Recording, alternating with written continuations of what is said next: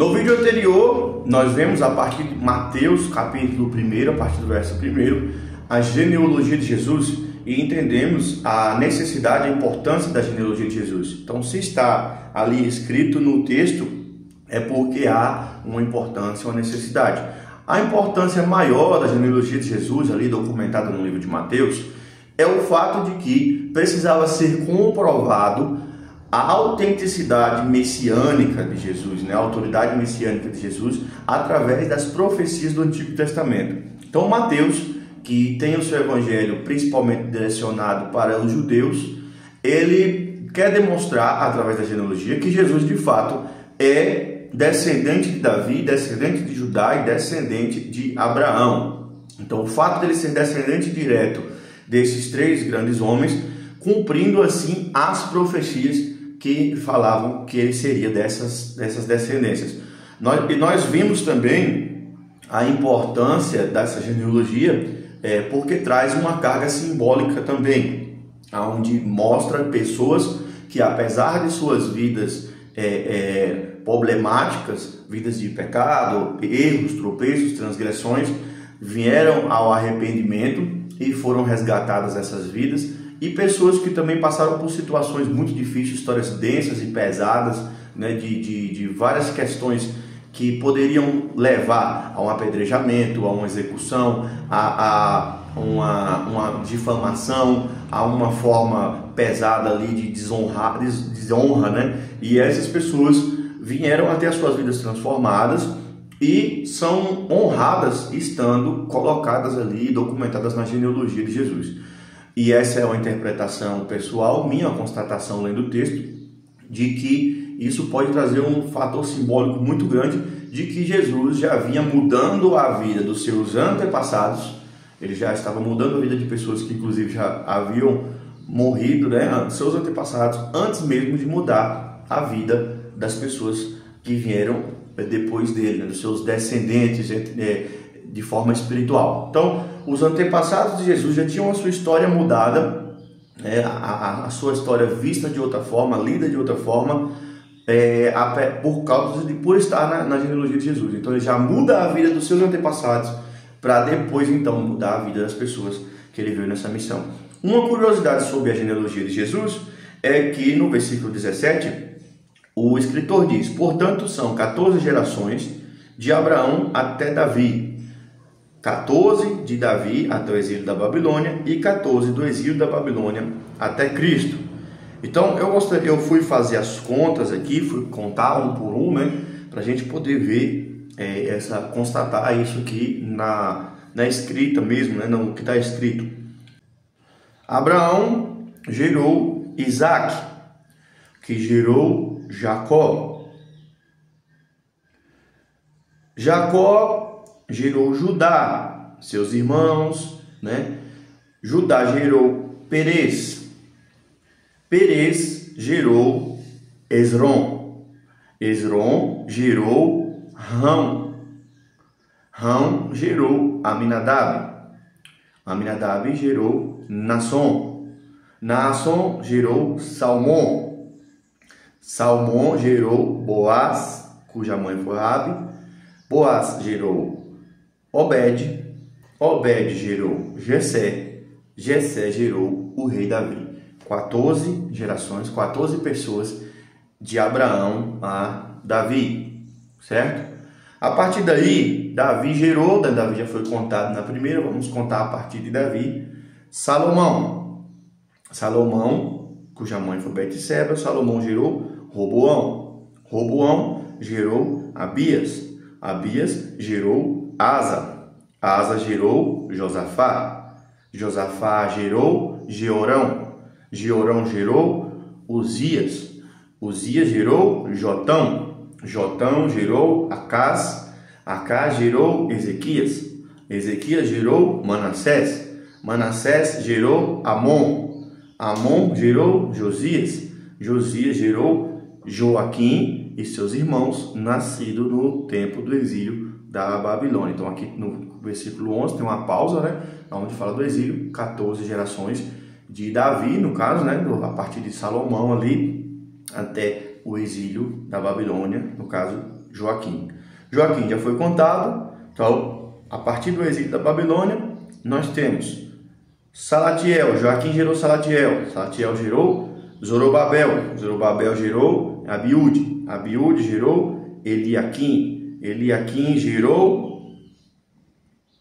Azor, Azor gerou Sadoc, Sadoc gerou Aquim, Aquim gerou Eliúde, Eliúde gerou Eliezer, Eliezer gerou Matã, Matã gerou Jacó, Jacó gerou José, marido de Maria, e Maria deu à luz a Jesus, chamado Cristo. 13 gerações, certo? Então na primeira a gente tem 14 gerações, de Abraão a Davi, né? Na segunda etapa nós temos 14 gerações, no caso não contando Davi, né? Porque Davi já foi contado na primeira, 14 gerações, de Salomão até o exílio da Babilônia. Se contar Davi, ficam 15 gerações, né? Porque de Davi ao exílio da Babilônia, mas contando ali a partir de Davi, 14 gerações. E contando do filho de Joaquim, né? Que já é do exílio da Babilônia até Jesus, contando o que está escrito aqui, são 13 gerações, certo?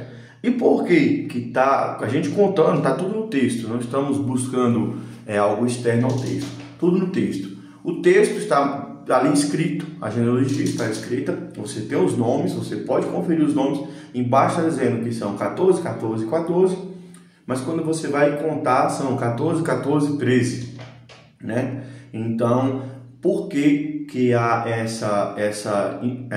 esse erro, né? Esse equívoco? O que aconteceu que está escrito dessa forma? Isso traz uma lição importante para nós entendermos que não é motivo porque você encontra alguma incongruência numa escrita bíblica para alguém entrar em desespero em relação à fé. Ah, é tudo uma mentira, é tudo não sei o quê, e nem serve de argumento para aquele que não crê tirar a validade da escritura. Por quê? Porque nós temos que entender que este livro, que na verdade não é um livro, é um compêndio, né? É um coletivo de livros. A Bíblia é um coletivo de livros, é um conjunto de livros, né? Foi escrito há milhares de anos atrás. O livro de Mateus, um pouco mais do que 1900 anos atrás.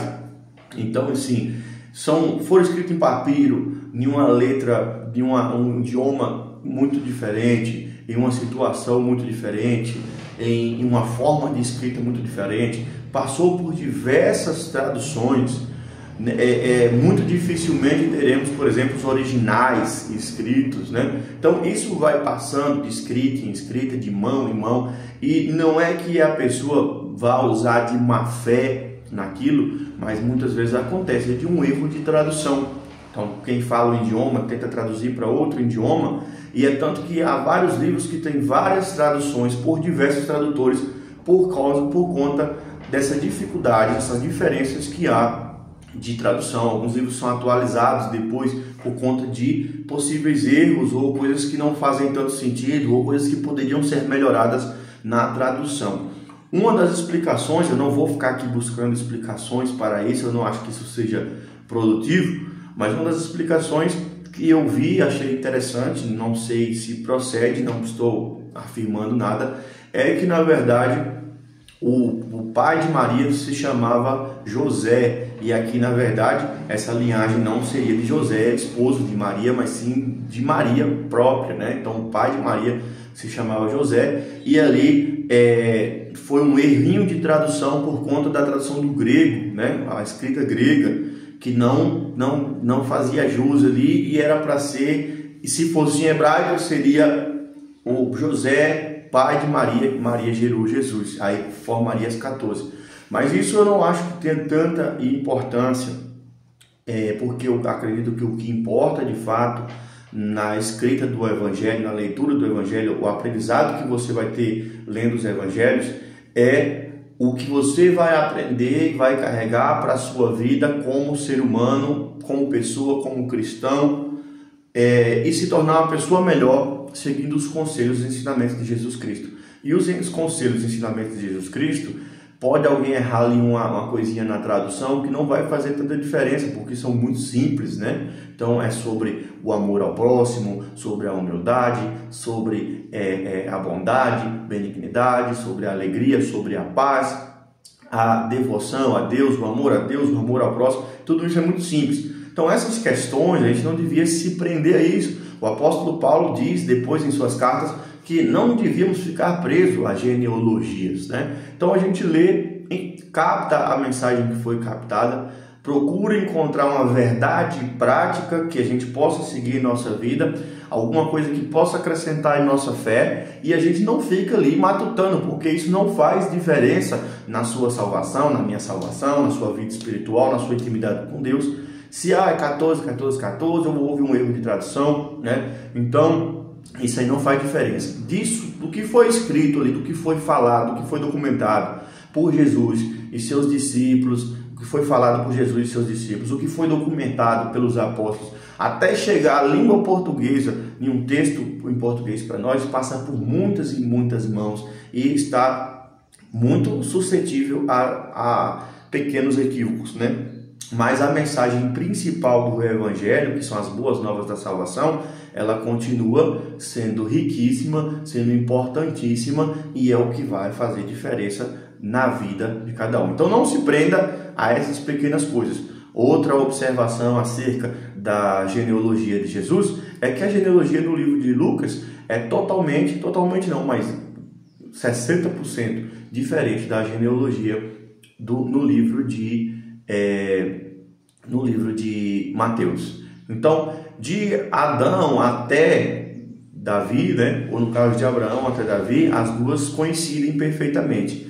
A partir de Davi, elas mudam. Então, se você ler a genealogia de Jesus lá no livro de Lucas, você vai perceber que o filho de Davi, que está na linhagem de Jesus no livro de Lucas, é Natã e não Salomão. E assim sucessivamente. Então, o avô de Jesus no livro de Lucas é um, o avô de Jesus no livro de Mateus é outro, certo? Qual a explicação para isso? Existem várias e eu considero todas elas como uma curiosidade apenas. Não são necessárias para o seu crescimento, sua intimidade com Deus, sua vida espiritual. Uma das explicações possíveis, né, é porque nós temos a forma biológica de como essa genealogia aconteceu, né? Então nós temos os pais biológicos de fato e temos a questão dos pais adotivos, né?